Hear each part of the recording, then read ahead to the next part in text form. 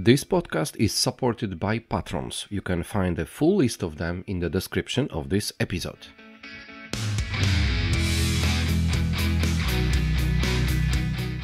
Hello, listeners of Good Morning BSS World podcast. This is Wiktor, Doktor, and today I am here with my special guest from Ghana. This is Belinda Awumee. Hi, Belinda. How are you? Hello, Wiktor. Good to see you again. Yeah, that's true. We are seeing each other again on this podcast, and the reason is that we want to go a little bit deeper and deeper into this, what is happening in Ghana and what kind of business environment this country has. We have a couple of topics actually to go through today, and the main aim of our talk is to present a deeper look at key aspects of Ghana that will give companies an advantage. Is that right? Exactly, that's right. Because I believe that Ghana gives companies a good advantage. So we're here to just look at a few of those topics. So I can let's start with this. That one of the aspects when the worldwide companies who are searching for some global partners or the new locations for their business is the aspect of languages. Yeah, so people are interested in what languages are being spoken in a certain country, how they are available, and so on and so on. So maybe let's take a look on this area in Ghana. So how is it in this language perspective?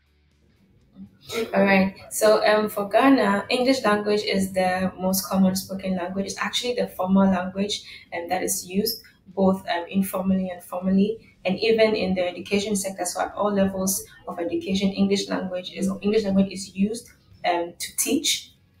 So we have over 67% of people in Ghana who speak English up to about the B1 level. You can surely get C1, C2 as well, but definitely that requires going to higher levels of education. So for English language, it proliferates all throughout the country, and because Ghana is also surrounded by francophone countries, so we have a lot of French-speaking people coming to live in Ghana. So the opportunity to get multilingual talent is also available.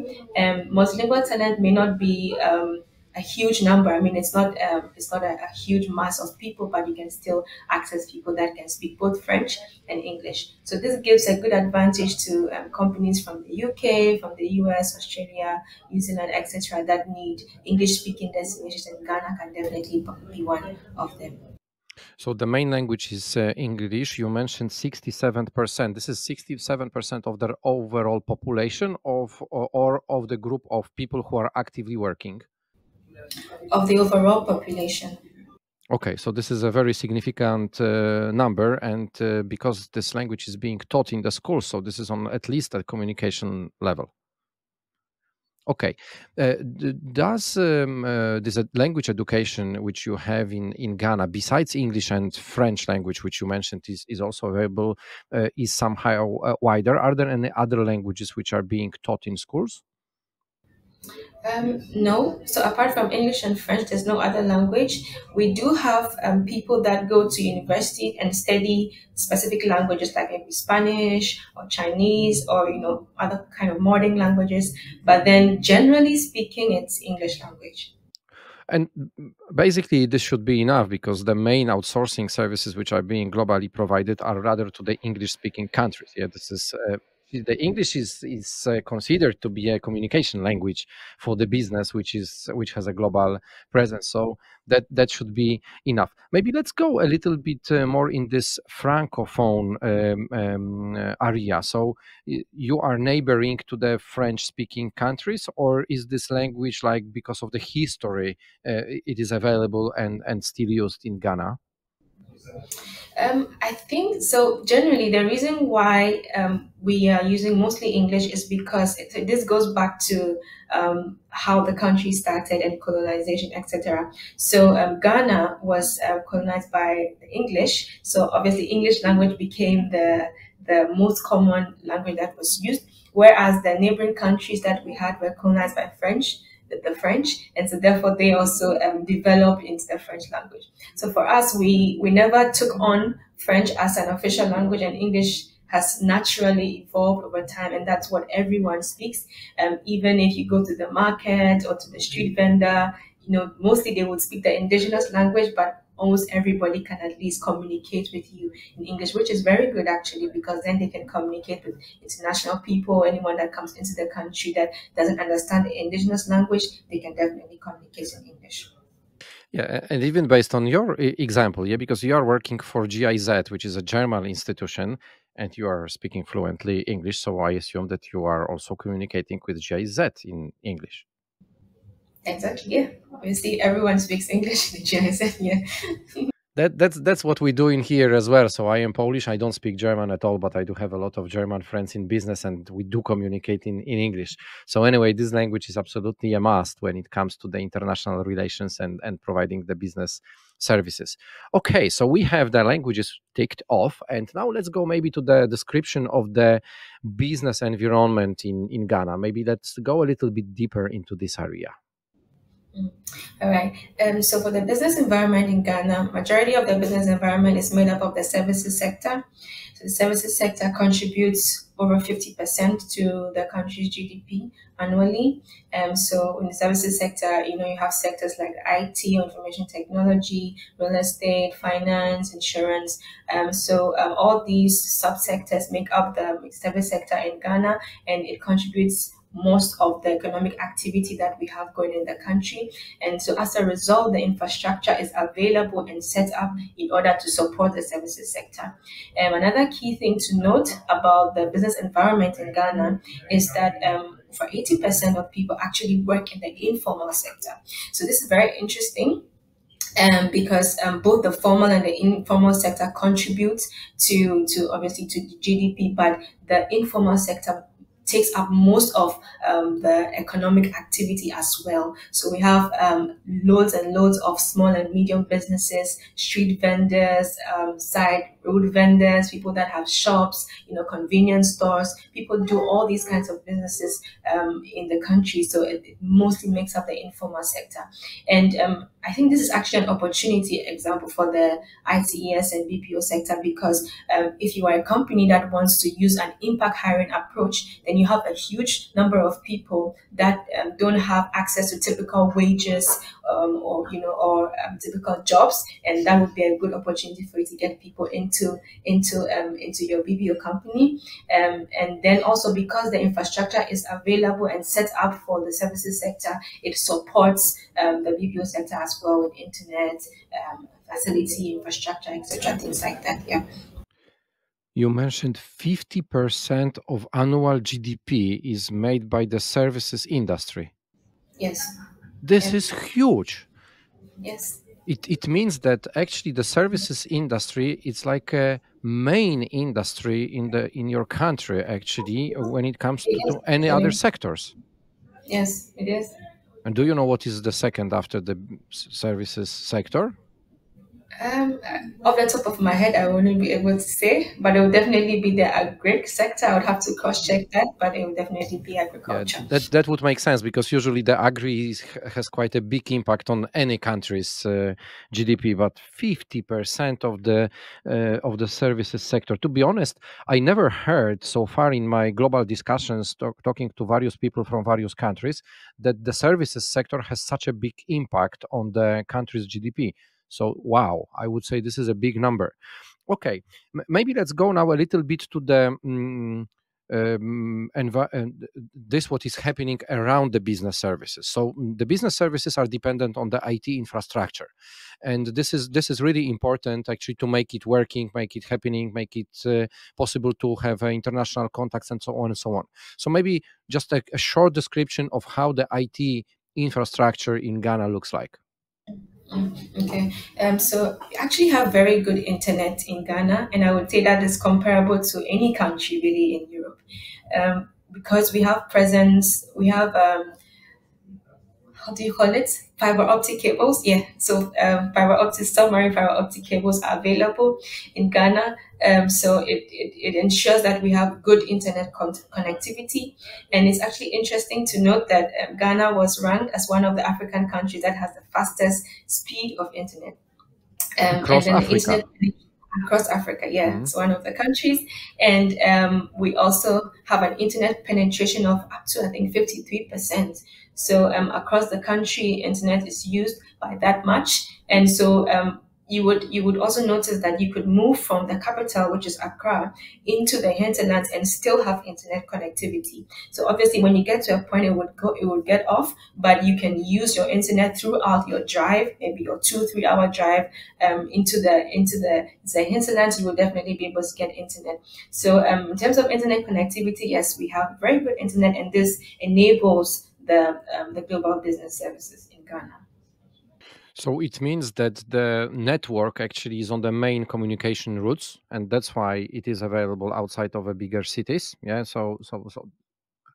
And if you could just advise me a little bit about the geography of Ghana, because to be honest, I am not so much familiar about that. Uh, how many this, let's say, business locations are in Ghana? Okay, Accra, we know this is the capital and the most developed location, but how many other locations of which might be in the interest of the business investors are in Ghana? All right. So obviously Accra is the capital of Ghana, and then there's another secondary city. The major secondary city is Kumasi, and this is home to one of the biggest universities, which is the Kwame Nkrumah University of Science and Technology. Another city, Cape Coast, is also home to another university called University of Cape Coast, which houses a lot of the bright minds in the country. We also have Takoradi, which we call the oil city, because that is close to the coast where the drilling of oil offshore is being done. It's being done in the country. So, in terms of global business services, this would be key locations that any investor could look at targeting. Why? Because number one, there will be good access to people and talent there, and number two, there's easy accessibility to the capital city and as well as to international flights. Yeah. So there are four main destinations for the business services.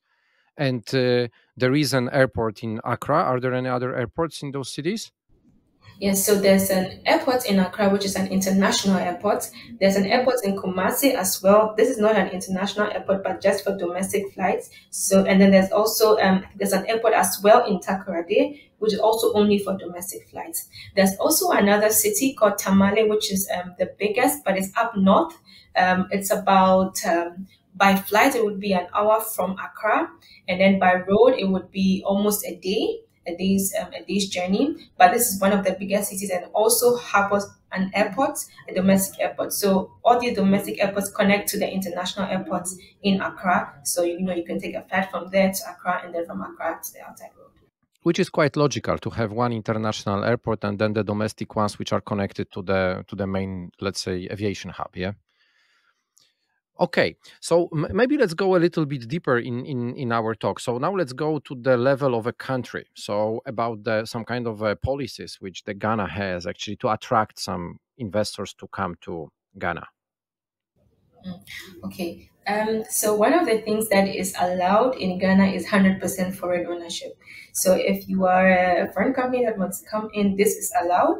And then also, if you would be part of a certain sector called the Ghana Free Zones Board, then you would be able to get tax holidays up to a certain point for a number of years after establishment. And this is only if you are exporting services, example, offshore services. So the GPS sector could take advantage of this. Apart from that, there has been an institution that has been set up called the Accra Digital Center, which was initially meant to provide infrastructure to BPO companies or ITES companies that wish to set up in the country and don't have access to infrastructure themselves. So these are some of the initial policies that are available.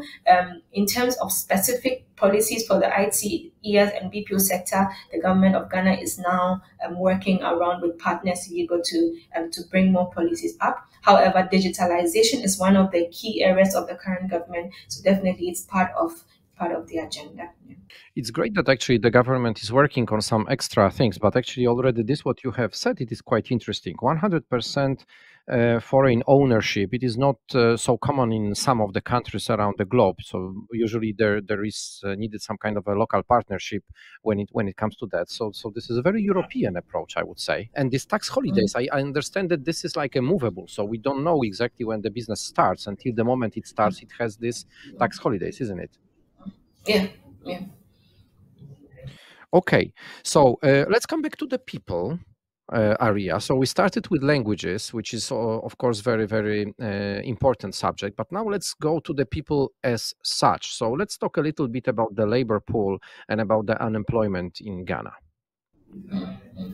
Okay. So if you remember from the last recording that we did, we talked about the fact that we have a teeming young population, and if you would compare Ghana to maybe Europe, any country in Europe, maybe Germany, for example, the average age in Ghana is 21 years.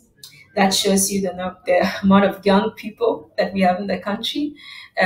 But then there's huge unemployment, about 8% of unemployment rate. These are official figures, obviously. And then we also have about 13 million people that are currently working in the country out of over 32 million, a population of 32 million. So this shows that we have a huge labor pool. We have about 110,000 graduates coming out of the university every year. So you can imagine that the labor size just keeps growing at an alarming rate. And because most of employment is focused in the private sector alone, why? Because the public sector doesn't provide as many jobs as possible for the young people. So most of the employment goes to the private sector. So what this means is that obviously it's a challenge, but it's an opportunity as well for companies, for example, from the GBS sector to come in and have the people to be able to employ. And one of the things about the labor pool is that even though there are so many people, so many young people, most of them would be in the entry level roles. So as you would go up the ladder, maybe middle level management, you would have fewer people having the skill and the capacity and experience to take these roles. So, for example, if a company says they're looking for somebody with 20 years of experience in SAP, you will not find that, but you would find people who have the capacity to be trained to that point. And so, I would say that companies that would be looking for talent in Ghana would not. If they are looking for immediate results, immediate talent that have huge years of experience, they may not get that, but they may get people that they can grow with, and that is actually more sustainable. And the government has also put a lot of initiatives to support the unemployment situation. So like the youth employment agency, which helps to facilitate employment for young people in Ghana. And then we also have a couple of organizations that work with B2B recruitment services, and a number of them, I can list them later on in the comment section for anyone interested. You said 8% of unemployment, and you said it is big. It is not so big. Come on, in Poland we've got 5.4, if I'm not wrong, the recent one, which is probably not a big difference to that. So, still having the one digit, let's say, unemployment rate, it is quite, let's say, healthy for the market. Of course, this is a challenge for those people who are unemployed, but nevertheless, this is not a dramatic situation like having 20% of unemployment, for example. Yeah. Okay. Um, Economic factor now. So the last year, probably all around the world, we were facing some kind of inflation challenges and this kind of stuff. How is it in Ghana?